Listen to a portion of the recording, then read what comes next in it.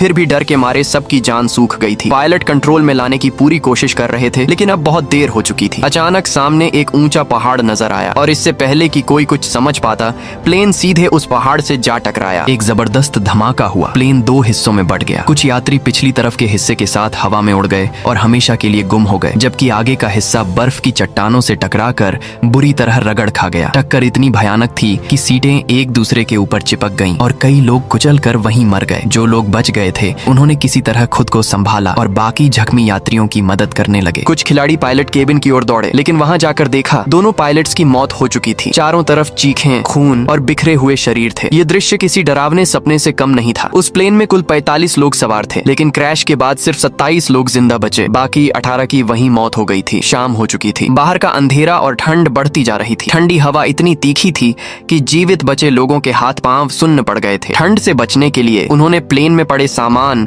और उन लोगों के शवों का इस्तेमाल करते हुए हर दरार को बंद कर दिया। ऐसा करने से बाहर की ठंडी हवा अंदर नहीं आ सकी। सभी एक दूसरे के साथ सटकर बैठे, एक दूसरे की बॉडी हीट से खुद को जिंदा रखने की कोशिश करने लगे। उनके चेहरों पर डर, सदमा और निराशा स्पष्ट था। उन्हें अब यह समझ में आ चुका था कि यहाँ से जिंदा निकलना शायद नामुमकिन था। फिर भी किसी तरह उन्होंने उस भयानक रात को काटा। सुबह जब सूरज की पहली किरण बर्फ पर पड़ी तो उन्हें एहसास हुआ कि 4-5 और लोग ठंड की वजह से मर चुके थे, लेकिन कम से कम अब तूफान थम चुका था और बाहर का मौसम थोड़ा साफ था। जब सब बाहर आए तो चारों तरफ बर्फ ही बर्फ थी। ना कोई पेड़, ना कोई जानवर, ना कोई इंसान। ये जगह मानो दुनिया से पूरी तरह कटी हुई थी। अब उन्हें किसी भी हाल में यहाँ से बाहर निकलने का रास्ता ढूंढना था, वरना अगले कुछ दिनों में सबकी मौत तय थी। उन्होंने प्लेन की सीटें निकालकर अंदर थोड़ा स्पेस बनाया ताकि सब सो सकें। घायल लोगों को धूप में लिटाया ताकि उनके शरीर थोड़े गर्म हो सकें। पीने के लिए बर्फ पिघलाकर कुछ बूंदें पानी की जमा की गईं। सबका सामान इकट्ठा किया गया। जो भी काम की चीजें मिली उन्हें एक सूटकेस में रखा गया। जो लोग मारे गए थे